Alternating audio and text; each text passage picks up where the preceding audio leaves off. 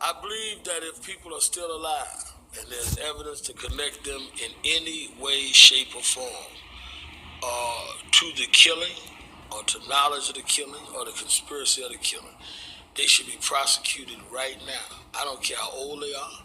I don't care their medical condition. If they're alive and was part of it, they ought to be dealt with. There is no statute of limitation to murder. And people to say, well, it's years later, it doesn't matter. I think anyone that does this, if it's on their dying bed, they ought to die a convict and die condemned for participating in any way for what happened to Emmett Till. My name is Henry Long, and I was supposed to have been involved with Emmett Till murder, but I wasn't.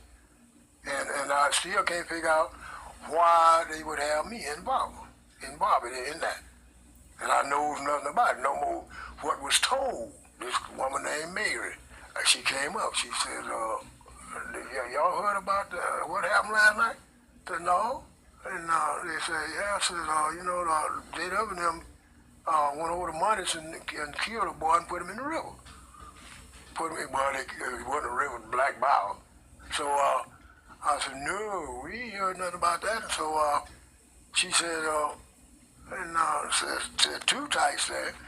That shoe laying on, I said, that's a shoe that boy had on. So they went to this boy's grandparents and asked about him. His granddad said, he's in there asleep. I said, what you want with him? I said, well, wake him up. We're going to get him out of there and take him and put him in the river down there. So he said, no. I said, no, white folks don't do that. Now, that's what they say, he said now. Said, don't do that. So I'll, if you let him stay in the morning, I'll put him on a bus and send him back to Chicago. So no. They said, no, we want him out of here now. And said, I don't want to lie, I think they said that one of them hit the old man, the boy's granddaddy. Said, I reckon he didn't want him to beat him up, either kill him. And they got him out of there. So, well, they said the boy was fighting him, but he couldn't whoop him over. That's what they said. Now, I'm putting that in the beginning that they said. Now, if I'd have been there looking at it, it'd have been a different story. So, but now, why, I still can't say. Can't figure out why would they have me involved, and I know nothing about it. Let's keep in mind, it's 1955. In 1955, blacks really didn't have many rights. We were just one step outside of the fields.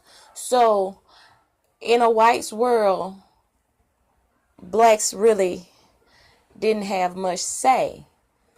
They still had to do what whites tell them to do at the end of the day. This when things were still separated, It was whites only this and whites only that in the era of Jim Crow. So, my question to you is, if Henry Lee Loggins lives to see the day that they want to start convicting living people, and him and Carolyn Dunham are the only two people living to be convicted, do you think that Henry Lee Loggins should be convicted for Emmett Till's murder? Now, mind you, if Henry Lee Loggins and Too Tight Collins wouldn't have done what J.W. Milam, Roy Bryan, and the other unidentified white men that were out there told them to do you not think that they would have also been beaten and killed and lynched or whatever have you on that night? So I just want people to be mindful of the terror that blacks lived under in those days. So, for most right to say that it was a black guy on the porch with Roy Bryan and J.W. Milam that night, who's to say it wasn't Too Tight Collins or Henry Lee Loggins? Now, as you heard in Henry Lee Loggins' clip that I just played for you, and as his son, Johnny B. Thomas, or Thomas B. something like that. I'll make sure I get his name and everything up for you. But but Henry Lee Loggins' son also, pointed that out as well. Like, everything that Henry Lee Loggins say, he say and they say. But when he get to the Black Bayou, it wasn't the Tallahatchie, it was the Black Bayou. Like, let me correct you right then and right there. They didn't throw him in the Tallahatchie, they threw him in the Black Bayou, and evidently his body drifted and got caught up and wedged on the log that he was found on that ran into the Tallahatchie. Now that is something that we need to investigate in. If Henry Lee Loggins was there that night, and he could get on the stand and tell exactly what happened with immunity, do you think that the black society would be okay with that? Do you think that the white society would be okay with that? I know that people feel like, as I showed you, Al Sharpton feels that anybody involved should be convicted. Well, I feel like under the circumstances that Henry Lee Loggins was put under, I feel that, that needs to be taken accounted for. Because I'm quite sure that he wouldn't have just volunteered to do such thing. So should he be prosecuted and convicted for being forced to do what he had to do in order to spare his own life?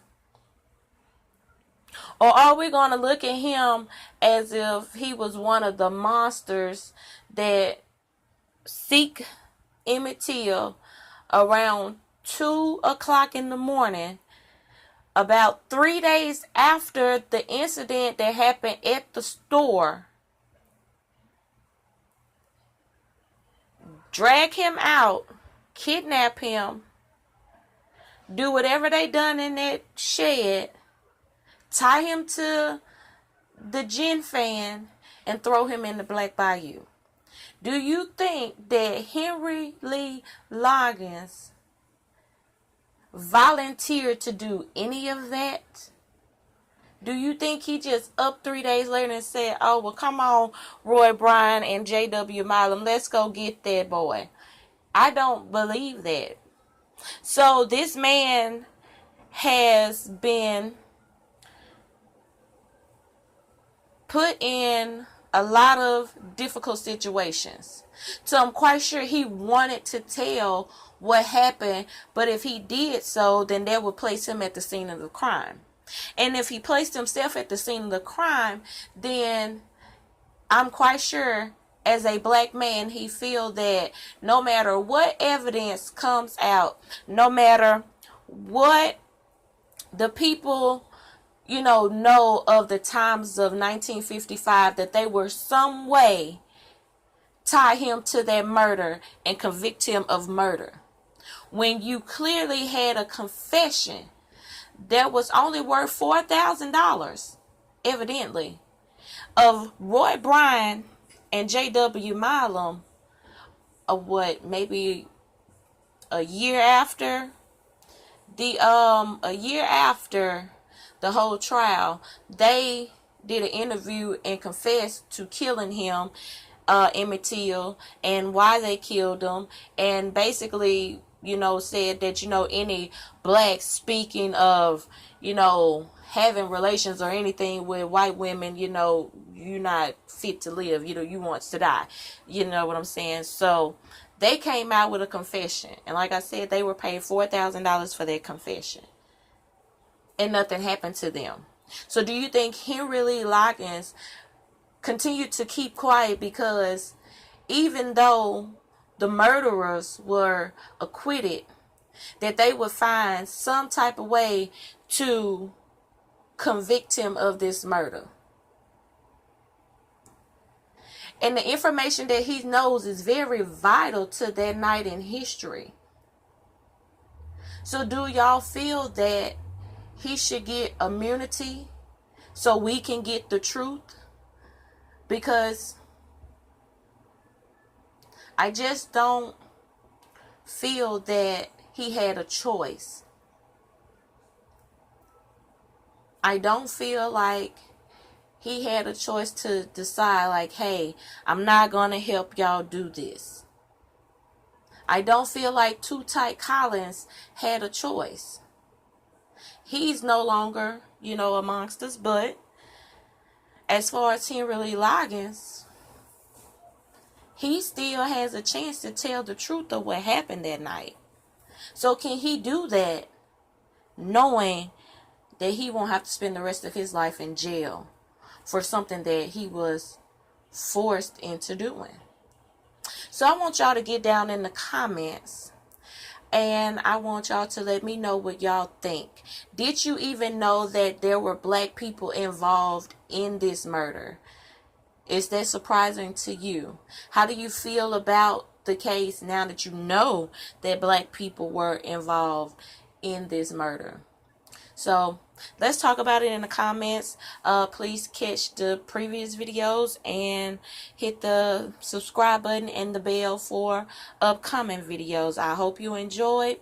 I'll see you around.